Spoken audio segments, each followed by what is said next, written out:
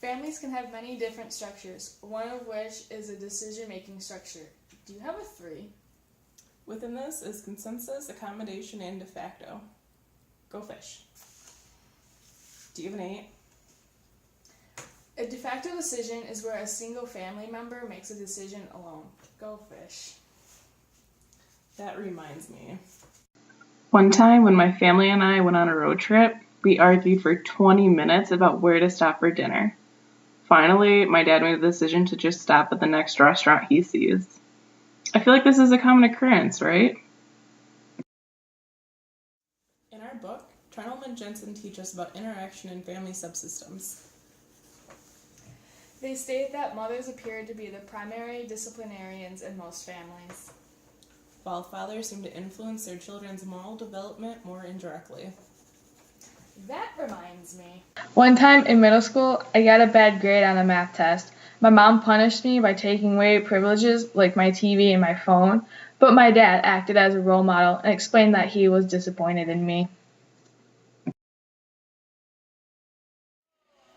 Linda Nielsen A professor of educational and adolescent psychology has studied the relationships and communication between fathers and daughters. She found through research that today's fathers seem to have a greater impact on their daughters' academics. Also on their career choices than fathers in previous generations. Nielsen also found that when questioning female college students, that daughters who communicated the most comfortably with their fathers were more willing to reconsider their plans if their fathers disapproved. For example, I have a close relationship with my father. Back in high school when I was considering majors, my father didn't approve of my original plans. Because of not wanting to disappoint him, I completely changed my career tracks. While she has a closer relationship with her father than I do with mine, I wouldn't change my career plans even if my father disapproved. My father voices his disapproval occasionally, but it's not going to stop me from going after what I want. In conclusion, for our first concept, we discussed decision-making structures.